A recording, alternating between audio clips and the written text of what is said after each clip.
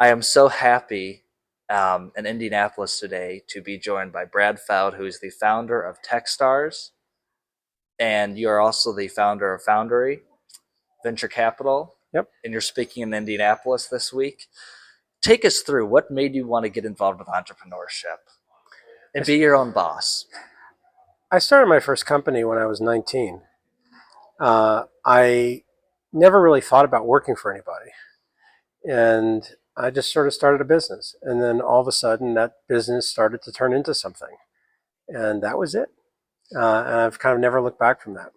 And you always wanted to be your own boss, I assume. Yeah, my father was a doctor and he had his own medical practice. So I sort of grew up with a father that, had his own company per se, even though it was medical practice. And that had a big influence on me. The other influence was my mom, who was an artist, who kind of just did her own thing. So I grew up in this family where there wasn't a lot of corporate structure, there wasn't hierarchy, there wasn't like that whole thing in how the world works. And so I think from a very early age, I felt pretty independent. And what is something that you learned when you went to MIT that has always stuck with you? MIT was, I like to describe it as an amazing but brutal place. It's really, really, really challenging. About 50% of the students at MIT struggle every day. About 40% sort of figure out how to navigate their way through, and about 10% are just brilliant and off the charts. And the key to being in the 40%, which I was in, is to learn how to think, right? The 10% of students that are just off the charts, they're going to do well in whatever. The 50% that are struggling every day to like just make it through classes and make it through work have a great experience, but it's really, really hard. And once you start to understand this notion of how to think, and I use that sort of very conceptually, but like having a problem, understanding the problem, working through the problem, getting to the solution in an area that you don't have any experience with, that was really the moment that was powerful for me at MIT. Why do you think so many people in today's world are too scared to start something new? And I'm not talking about somebody who's 28 and pops out of bed one day and says, "Oh, I'm going to leave my corporate job making six figures to start something." But even somebody in high school or college, I mean, I find myself pursuing this podcast or pursuing things that I've got some internships. But with a lot of people, it's like I don't want to do anything. I just want to barely show up to class or barely show up to my job, and I might be young and have the world in front of me. I might be able to take a risk because I'm not married yet, but nobody wants to. Why do you think we're seeing that collapse in the entrepreneurship world? I don't really know.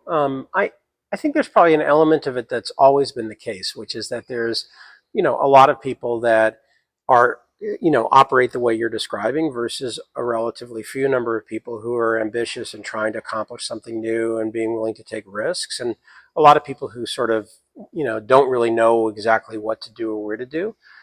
My view for someone that's in their, 20, early 20s, or in college still is you're in this moment in time where you really don't have any constraints to where you decide to go with your life. And not taking advantage of that's a huge miss. Yeah, it's hard. It's hard to stay motivated. It's hard to stay after something.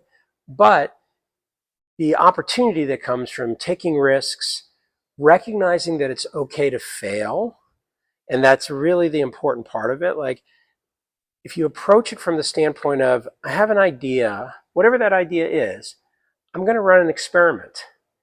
Most of the time, the experiment's going to fail. And when you run that experiment and it fails, the key is to learn something from it and then run another experiment. And when you figure out an experiment that works, do a lot more of that. And I think the problem is there's such a hurdle to sort of even thinking about what that experiment would be. You're a great example of it. You told me you've done 200 podcasts. You're just doing it. I'm sure the first 10 sucked, and maybe the first 20 sucked, Maybe the and first 100. maybe the first 100. But eventually, you started to understand what to do. You sent me an email. You don't know me. You don't know me I either. don't know you either. I could have, the range of things I could have said to you is pretty broad. I could have not responded to your email. I could have said, who are you and why are you bothering me? I could have said, I'm sorry, you're not important enough for me.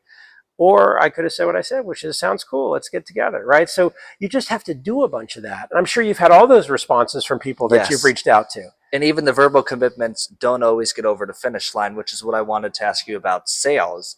Why is it important to never give up after 10 bad sales? Well, sales is a particularly challenging dynamic because you have to learn that the vast majority of answers are going to be no. And it might not be 10, it might be 15, it might be 20, it might be 30. Um, if you're selling and you keep getting no, no, no, no, no, no, it's like the experiments I described before. It's try to understand why people are saying no. What can you change that increases the chance of somebody saying yes? And emotionally recognizing that 90%, 99% of the answers when you're asking people for something from a sales perspective is going to be no. It can't bring you down. You can't emotionally get beaten up by it. You have to say, all right, that's part of the math of it. For sure, I appreciate you sharing that. And a few other questions I have is, what is the best thing that you've been able to learn from the millennial generation? Well, I'm a very proud member of Generation X. And for context, if people listening don't have the Gen X millennial boomer hierarchy quite right, I was born in 1965, which was the first year of what's called Gen X. It went on for about 20 years. We're sandwiched between boomers who are going to change the world and millennials who are going to change the world. And we're the ones that Gen X is the ones that sort of grew up with parents had both had jobs and had to take care of ourselves in the afternoon, and nobody really cares about us and nothing really matters. What I think that is important and powerful about uh, the next generation. I'm about to turn 60, so millennials are now getting old. What I learned when I was in my 40s about the next generation was a sense of both optimism and essentially inclusiveness of anyone. So, like this notion that you could be whatever you wanted to be, however you wanted to be, and show up however you wanted to be, which was definitely not what I grew up with. Um, but the inverse, as I've gotten older, is my sense that every generation has the same struggles, and that there's actually not that much different as you start to get older, which is as you start to reach your 30s and 40s, whatever professional dynamic you have, is you start to just want there to be a better life for your family. You want there to be a better life for your kids. You want positive things to happen, even if you're oriented around like the world's gonna. I got to go fix a bunch of stuff, and we got to go fix a bunch of stuff, or nothing really matters. Can't fix anything. And to leave, what would your advice be to somebody, regardless of age, to try something new? I would suggest that this is the moment that counts. Life is finite. One day, I believe one day the lights go out. You have no idea when that is. It could be, 75 years, 100 years from now. It could be never. If the machines take over and you can upload your consciousness, I don't actually believe that. I'm just being sarcastic. But it could happen. It could be tomorrow. So this is the moment. Take advantage of this moment. And that's where you should be putting your energy. Think about what you want to do today. There's nothing wrong with having a path of where you want to go, but don't delay taking action down that path. I appreciate you sharing that, and thank you so much for coming on. My pleasure.